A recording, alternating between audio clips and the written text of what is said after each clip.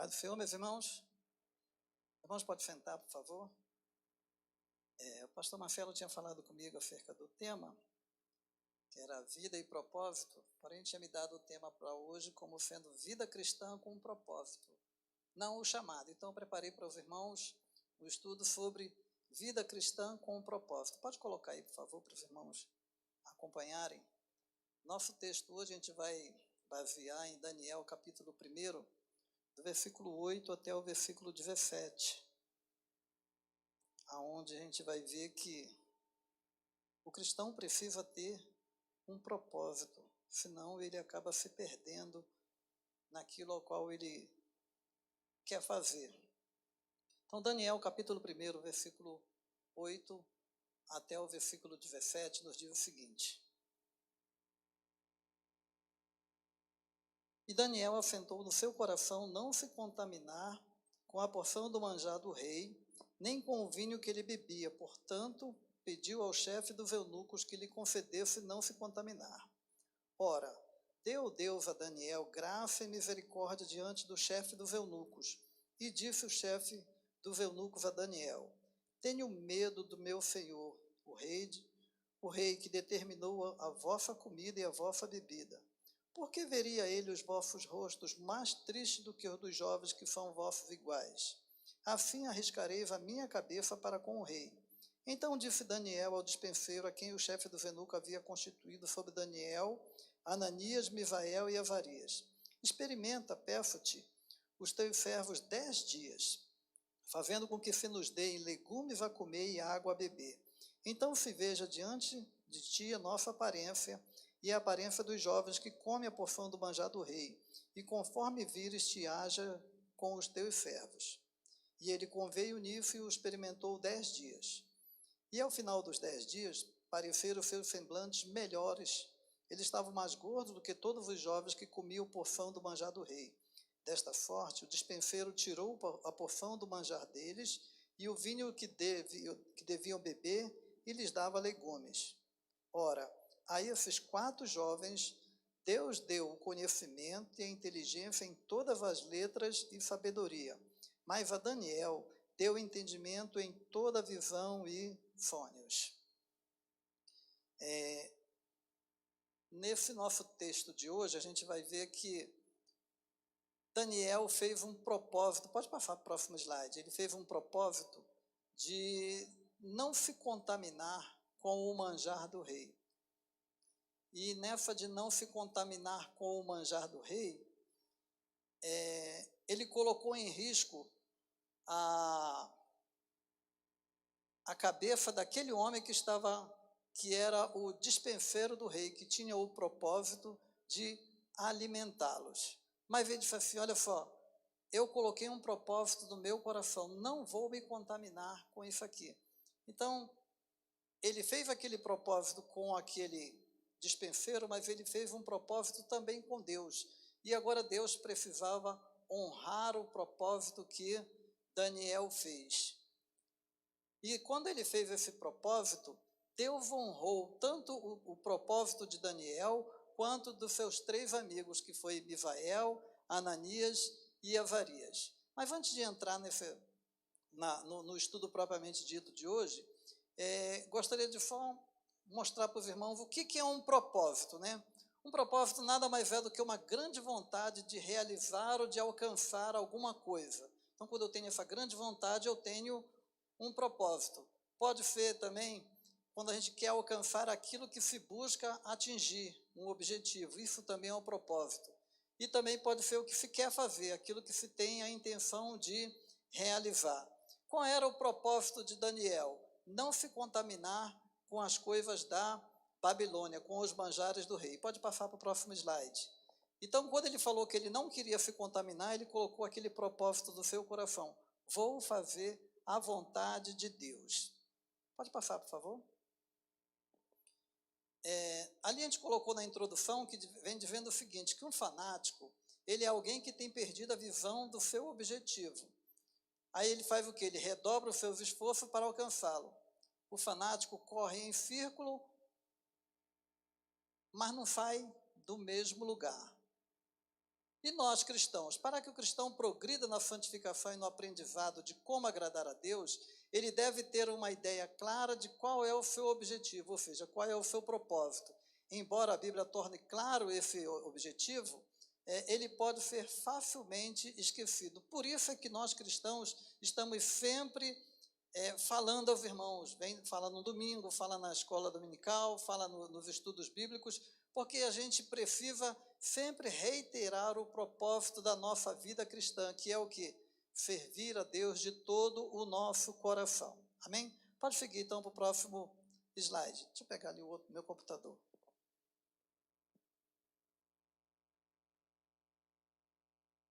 É que a fonte ali está muito pequena para eu acompanhar com os irmãos. Quem quiser depois o estudo, a gente manda para os irmãos. Amém?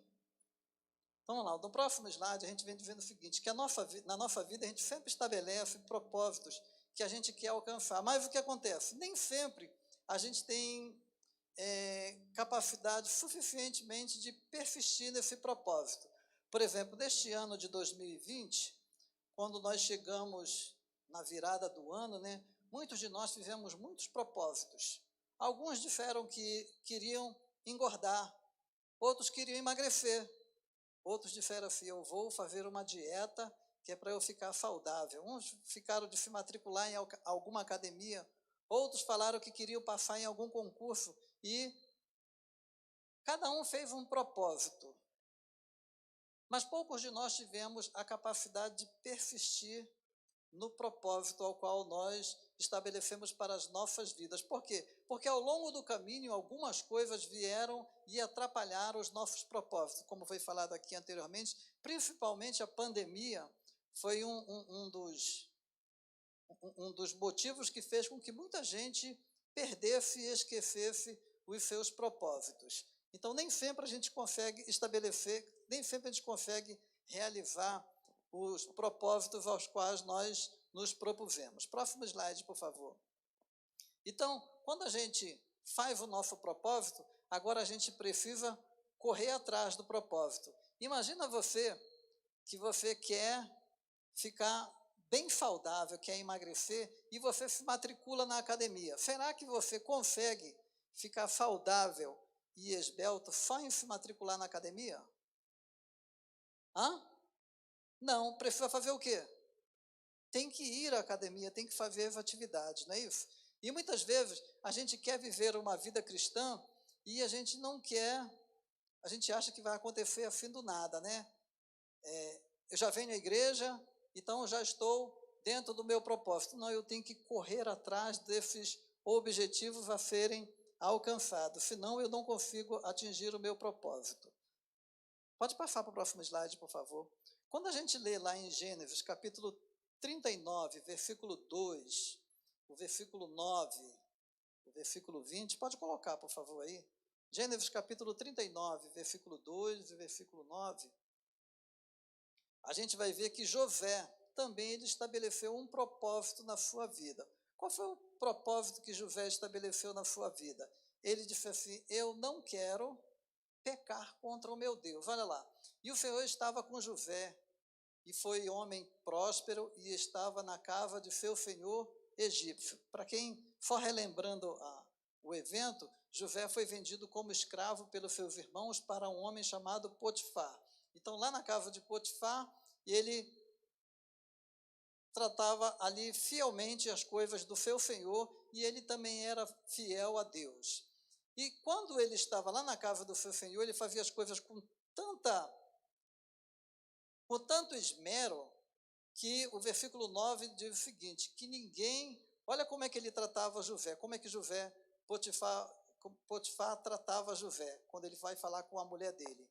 Ele diz assim, ninguém é maior do que eu nesta casa, e nenhuma coisa me vedou, senão a ti, porquanto tu és a sua mulher.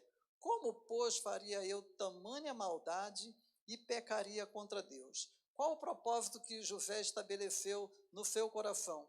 Não pecar contra Deus. Muitas vezes nós esquecemos que nós como cristãos precisamos ter esse propósito de não pecar contra Deus. No versículo 20, a Bíblia nos diz o seguinte, e o Senhor de José o tomou e o entregou na cava do cárcere, no lugar onde os presos do rei estavam encarcerados. Assim esteve ali na cava do cárcere. Porque a mulher do Potifar, ela se engraçou com José, e como ele não quis ter relacionamento sexual com ela, ela inventou uma história e por isso acusou José falsamente, né, de um crime que ele não tinha cometido. Por isso ele foi para a cava do cárcere, mas ele não fugiu ao seu propósito, que era ser fiel a Deus. Versículo 21. Diz o seguinte: o Senhor, porém, estava com José e estendeu sobre ele a sua benignidade e lhe deu graça aos olhos do carcereiro mor. Ou seja, ele sofreu uma consequência por ele ser fiel a Deus. Mas Deus foi lá e deu graça. Em tudo que José fazia, havia prosperidade. Versículo 39. A gente vai ver que Deus, ele honra aqueles que lhe são fiéis. Colocou o versículo 39 aí?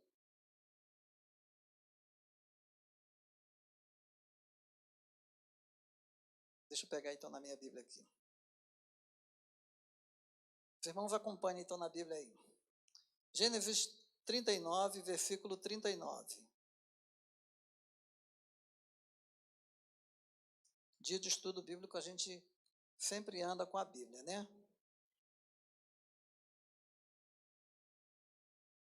Aliás,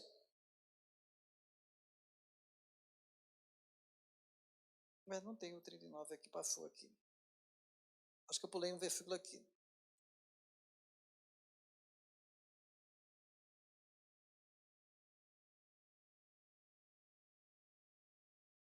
O que aconteceu? José, ele foi, quando eu achar aqui, eu mostro para os irmãos.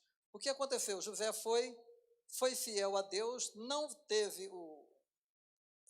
se entregou aos prazeres do mundo, por isso, quando dois rapazes tiveram com ele na prisão, o que José fez? Interpretou-lhe o sonho, e depois que interpretou-lhe o sonho, algum tempo depois, Faraó teve um sonho aonde José interpretou o seu sonho. E quando ele saiu, quando foi dado a interpretação do sonho, por causa da fidelidade de José, o que Deus fez? Colocou José como o que o faraó fez? Colocou José como o governador do Egito. Por causa do seu propósito de não se dobrar aos prazeres do mundo e de não pecar contra Deus, Deus honrou José de tal forma que ele se tornou agora o grande governador do Egito. Só quem estava acima de José era apenas o faraó do Egito. Por quê? Porque ele estabeleceu no seu coração não pecar contra Deus. No próximo slide, a gente vai ver que Daniel propôs no seu coração de não se contaminar contra Deus, não se contaminar com as coisas os prazeres e os manjares do rei. O que aconteceu? Deus honrou tanto ao propósito de Daniel, que Deus fez o seguinte: o semblante dele, tanto dele quanto dos seus 3 amigos, Misael, Ananias e Azarias, se tornaram mais belos do que aqueles outros rapazes que também estavam com eles lá na Babilônia. Por quê? Porque estabeleceram o propósito de serem fiéis a Deus.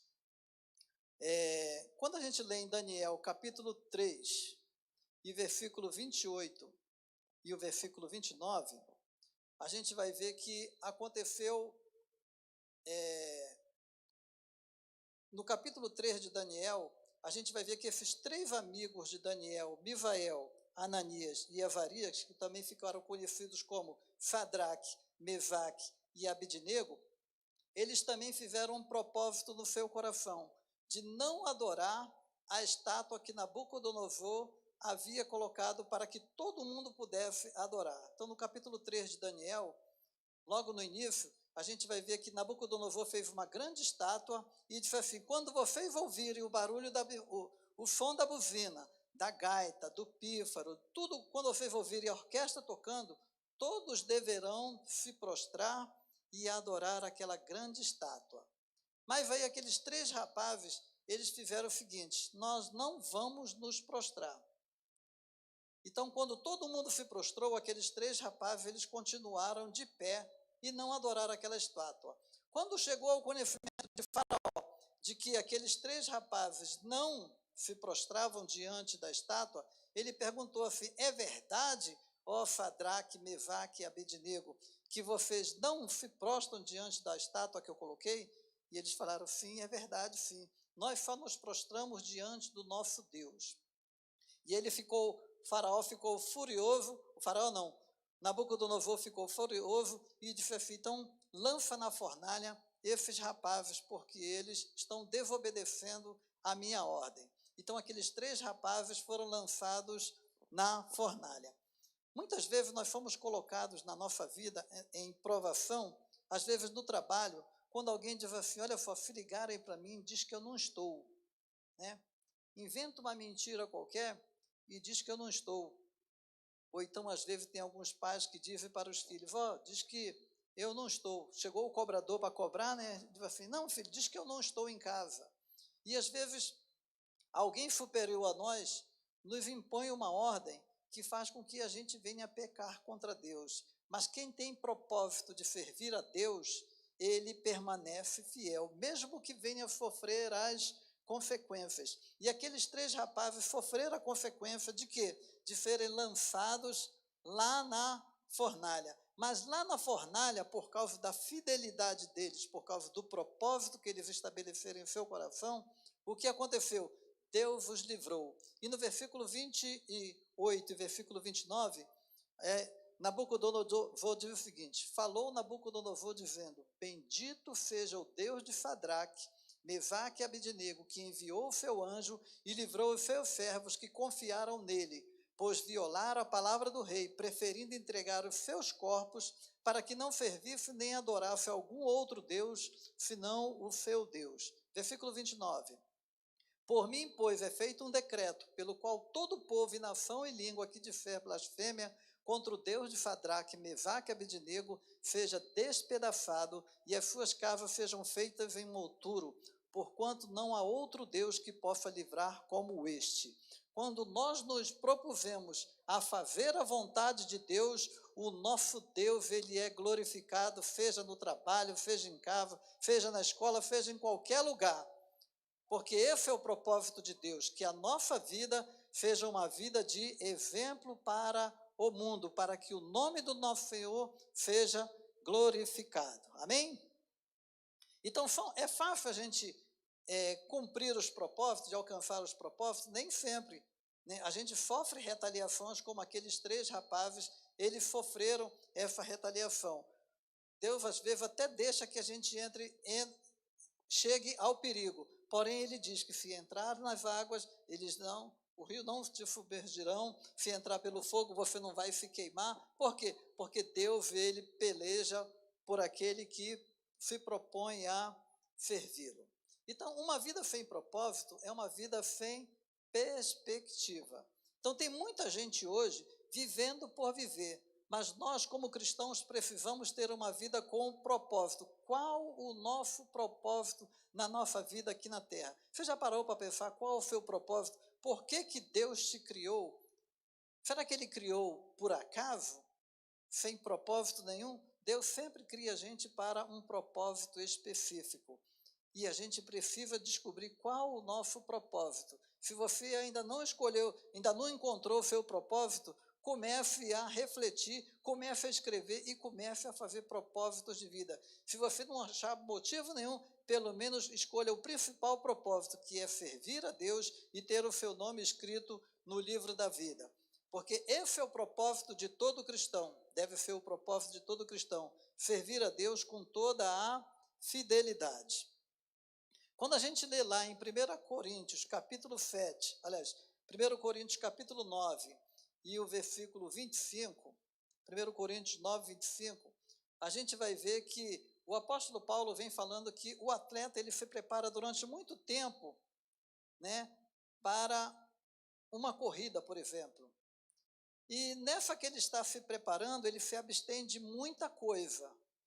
Para quê? Para que ele venha alcançar a sua coroa corruptível. Olha lá o que diz assim: e todo aquele que luta de tudo se abstém. Ele vos faz para alcançar uma coroa corruptível. Nós, porém, uma coroa incorruptível. Então, assim como os atletas eles têm que se abster de algumas coisas para que ele possa alcançar o seu objetivo, nós também temos que nos abster de muitas coisas que desagradam a Deus. Precisamos deixar de lado, principalmente o pecado que tão de perto nos rodeia, né? Às vezes tem coisas que vão chegando assim, vão tentando nos tirar o foco, mas nós como cristãos não podemos tirar o foco que é a nossa salvação. Jesus Cristo precisa ser o nosso principal foco. Esse tem que ser o nosso principal propósito de vida, servir a Deus. Então, por que nós fomos criados? Qual é o grande propósito da nossa existência agora no presente e no porvir? Será que estamos aqui à toa? Não estamos à toa. Quando a gente lê lá em Efésios, capítulo 1, versículo 5, coloca aí, por favor, Efésios, capítulo 1, versículo 5, a gente vai ver que Deus estabeleceu um propósito para nós. Qual foi o propósito? Para que a glória eterna de Jesus Cristo, né, pudesse habitar dentro de nós e nós fôssemos adotados como filho. Olha lá. E nos predestinou para filhos de adoção por Jesus Cristo para si mesmo, segundo o beneplácito da sua vontade. O propósito de Deus para nós é que nós sejamos toda a humanidade, que nós fôssemos filhos de Deus. Porém, nem todos querem aceitar, mas esse é o propósito de Deus para com as nossas vidas. Quando a gente lê lá em 1 Coríntios, capítulo 10, versículo 31, a gente vai ver também que Deus nos elegeu para o louvor da sua glória. Nós precisamos viver para o louvor da glória de Deus. Lembra quando nós falamos acerca dos 3 rapazes, Sadraque, Mesaque e Abednego? O nome do nosso Deus foi glorificado na vida de Faraó. Aliás, Faraó viu que o nome de Deus foi glorificado na vida daqueles 3 rapazes. 1 Coríntios 10, 31 nos diz o seguinte: portanto, quer comais, quer bebais, ou façais qualquer outra coisa, fazei tudo para a glória de Deus. Então, se eu vou trabalhar, eu tenho que me esmerar para ser o melhor, para que o nome do Senhor venha a ser glorificado. Se eu vou estudar, eu preciso estudar para a glória de Deus. Se eu venho louvar a Deus aqui em cima ou aí embaixo, tem que ser tudo para a glória de Deus. Tudo quanto nós fizermos, a menor coisa que seja, a gente vai dizer, poxa, mas não tem ninguém vendo, mas faça tudo para a glória de Deus, porque esse é o nosso propósito, servir a Deus com todo o nosso coração. Outra coisa nós podemos criar grandes propósitos com pequenos objetivos. Na época do Holocausto, dos judeus, aconteceu muitas pessoas que estavam presos, né, naqueles campos de concentração, morreram. Mas algumas pessoas conseguiram fugir dos campos de concentração. E quando teve um rapaz que conseguiu fugir do campo de concentração, que ele estava saindo da Polônia, e ele ia para um outro país. Só que era muito frio, e ninguém dos que conseguiu pular o muro, conseguiam chegar do outro lado, porque ou morria de fome ou morria de frio, porque não tinha jeito. O que esse rapaz fez? Ele conseguiu fugir. E nessa que ele fugiu, ele olhou, poxa, mas a fronteira está tão longe, mas ele estabeleceu pequenas metas. Ele olhava uma coisa assim, lá longe, e disse assim, se eu conseguir chegar lá onde está aquele poste de luz, eu vou já chegar no meu objetivo. E ele chegava lá naquele poste de luz, e disse assim, agora se eu conseguir chegar lá naquele... Ele observava sempre um ponto lá adiante, e ele ia criando pequenas metas até que ele conseguiu cruzar a fronteira da Polônia e conseguiu chegar à sua liberdade. Para o céu é a mesma coisa. A gente sabe que o céu é longe a beça e temos muitos obstáculos para chegar lá. Mas se nós fizermos pequenos objetivos, criar pequenos objetivos de vir à igreja, de vir à escola dominical, de manter relacionamento com os nossos irmãos, se eu for criando pequenos objetivos, daqui a pouco eu estou chegando no céu. Então, para chegar no céu também precisamos criando pequenos objetivos e daqui a pouco todo mundo chega pela graça de nosso Senhor Jesus Cristo lá no céu. O que mais que Deus espera de nós? Que nós não nos conformemos com este mundo, como está escrito lá em Romanos capítulo 12, versículo 1 e 2, aonde ele diz o seguinte: rogo-vos, pois, irmãos, pela compaixão de Deus, que apresenteis os vossos corpos em sacrifício vivo, santo e agradável a Deus, que é o vosso culto racional. E ele diz o que mais no versículo 2? E não vos conformeis com este mundo, mas sede transformados pela renovação do vosso entendimento, para que vocês possam experimentar qual seja a boa, perfeita e agradável vontade de Deus. Então, quando eu não me conformo com este mundo, quando eu proponho no meu coração não me conformar com este mundo, eu acabo criando o propósito de servir e agradar a Deus. E o nome do nosso Senhor, ele passa a ser glorificado. Como é que eu faço outra forma de eu agradar a Deus, de glorificar a Deus? Quando eu me submeto à sua vontade. Mateus capítulo 5, versículo 22, Jesus nos ensina que nós não devemos nutrir o ódio nem o desprezo pela vida humana. Mateus 5, 22. Então, quer viver uma vida com propósito diante de Deus? Diz o seguinte: eu, porém, vos digo que qualquer que sem motivo se encolarizar contra o seu irmão será réu de juízo. E qualquer que disser a seu irmão raca será réu do sinédrio. E qualquer que lhe disser louco será réu do fogo eterno. Ou seja, mantenha a comunhão uns com os outros. Precisamos manter esse propósito. Preciso viver em comunhão. Mas tem uns irmãos que são difíceis de lidar. Mas você também é difícil, eu sou difícil. E Jesus Cristo, ele nos aturou, ele nos escolheu como filhos, nos concedeu a vida eterna, mesmo sendo nós pobres, miseráveis e pecadores. Então, o que nós devemos fazer para glorificar o nome do Senhor? Não nutrir ódio. Mateus 5, 22 e 23, Jesus nos ensina outra coisa, que não basta apenas eu vir e trazer a oferta na casa do nosso Senhor, mas eu preciso fazer o quê? Versículo 23 e 24. Portanto, se trouxeres a tua oferta ao altar, e te lembrares que teu irmão tem alguma coisa contra ti, versículo 24. Deixa ali diante do altar a tua oferta e vai reconciliar-te primeiro com teu irmão, e depois vem e apresenta a tua oferta.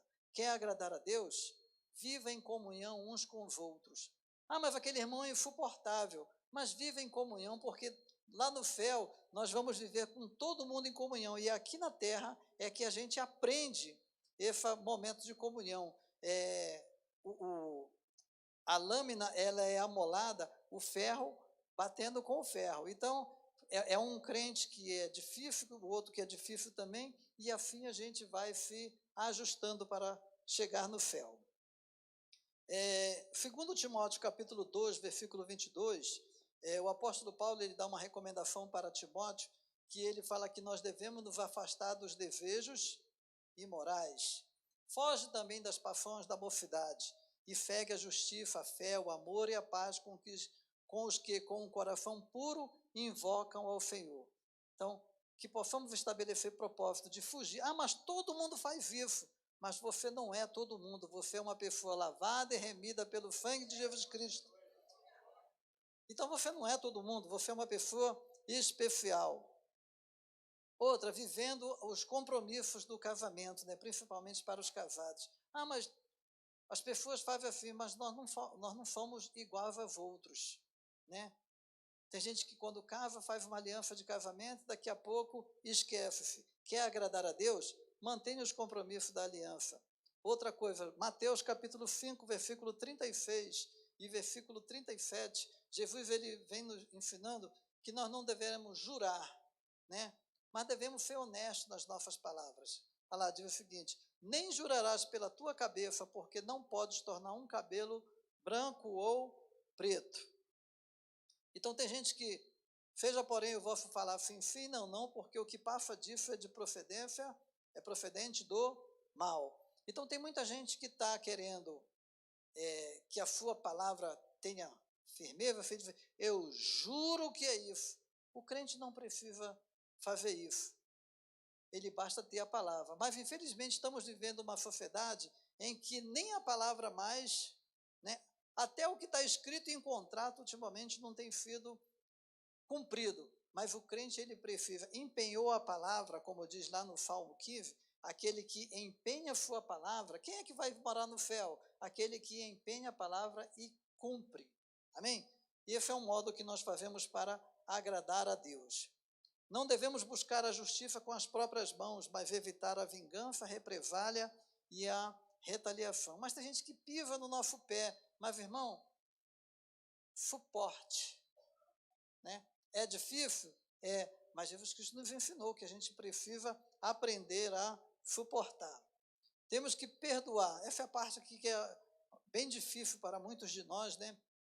Porque tem gente que diz o seguinte, que eu perdoo, mas não esqueço. Na verdade, o homem perdoa, mas não esquece. Mas perdoar é fazer questão de não lembrar. Ninguém aqui sofre de amnésia. Então, quando alguém nos trata mal ou nos faz algum mal, a gente até lembra que alguém nos fez o mal. Porém, quando você perdoa, você faz questão de não lembrar. Porque quando eu faço questão de lembrar e sempre trazer à memória o prejuízo que eu tomei, eu acabei não perdoando. Mas quando eu perdoo, eu acabo não fazendo questão de trazer à memória. E assim eu e meu irmão vamos para o céu. Então, se eu guardar a mágoa, o rancor, a ira e a amargura, então eu começo a deixar de glorificar a Deus e começo a perder o meu propósito de servir a Deus. Mateus 5, versículo 44, diz o seguinte, devemos amar não somente os nossos amigos, mas também aqueles que nos causam problemas. E a Bíblia nos diz que nós devemos ainda interceder por eles. Vai lá, diz o seguinte, eu, porém, vos digo, amai a vossos inimigos, bendizei os que vos maldizem, fazei bem aos que nos odeiam. É fácil fazer isso? Não é fácil, né? Mas eu tenho que colocar como propósito na minha vida cumprir aquilo ali, cumprir o que Jesus Cristo falou, né? Fazer bem aos que nos odeiam, orai pelo que vos maltrata e vos persegue, para que sejais filhos do vosso Pai que está nos céus. Então, que nós possamos guardar esses propósitos e sempre correr atrás, né? Porque nós vamos lutar contra nós mesmos. Outra coisa que precisamos fazer é abençoar e não amaldiçoar aqueles que tentam nos prejudicar. Bendizer aqueles que nos maldizem. E outra, Romanos capítulo 12, versículo 12, Romanos 12, 21, ele vem nos ensinando, o apóstolo Paulo vem dizendo que nós devemos não se deixar vencer pelo mal. Ah lá, não te deixe vencer do mal, mas vence o mal com o bem. Mas a sociedade nos diz o seguinte, fulano te fez mal, pague com o mal. Quando, na verdade, o Evangelho diz o seguinte, alguém te fez mal, pague com o bem. Esse tem que ser o propósito da nossa vida. Como é que eu quero mostrar Jesus Cristo ao mundo se eu fizer igual todo mundo faz? O mundo faz uma coisa que desagrada a Deus. Nós, cristãos, precisamos agradar a Deus em tudo quanto nós fazemos. Mateus 5,46, ele vem nos ensinando que nós devemos amar não somente os nossos amigos, aqueles que são as pessoas queridas para nós, mas também devemos amar e interceder pelos nossos inimigos. Pois se amardes os que vos amam, que galardão vocês vão ter? Não fazem também os publicanos a mesma coisa? Então, amar também aqueles que nos prejudicam. E fazer aos outros que eles querem que nós façamos. Precisamos aprender a cada dia a amar a Deus e amar aos nossos irmãos. Quando nós corrermos atrás desses propósitos, aí Deus começa a se alegrar conosco e nós começamos a glorificar o nome de Jesus Cristo. Fechando já o nosso estudo de hoje, precisamos a cada dia buscar o propósito de servir a Deus. Mas não só servir a Deus, mas também amar os nossos irmãos. Quando a gente lê lá em Atos capítulo 11, versículo 26, já terminando, a Bíblia diz que a igreja de Antioquia, ela foi chamada pela primeira vez, aquele povo foi chamado de cristãos. Por que eles foram chamados de cristãos? Porque eles se pareciam com Cristo. Então, hoje, se nós queremos que o nome de Jesus Cristo venha a ser glorificado, nós temos que parecer com Jesus Cristo. E sucedeu que todo um ano se reuniram naquela igreja e ensinaram muita gente. E em Antioquia foram os discípulos pela primeira vez chamados cristãos. Então, pelo seu modo de proceder, pelo seu modo de agir, pelo modo de falar, eles disseram: ali vai um cristão. Será que o mundo tem visto Jesus Cristo em nós? Será que nós estamos correndo atrás desse propósito de servir a Deus com todo o coração, para que quando a gente andar na rua, os novos, que a Bíblia nos diz que nós somos uma carta, né, aberta para o mundo. Será que o mundo vê Jesus Cristo em nós? Que nós possamos correr atrás do propósito de glorificar a Deus com as nossas vidas, para que o seu nome venha a ser glorificado. Que Deus possa abençoar grandemente a sua igreja a cada dia.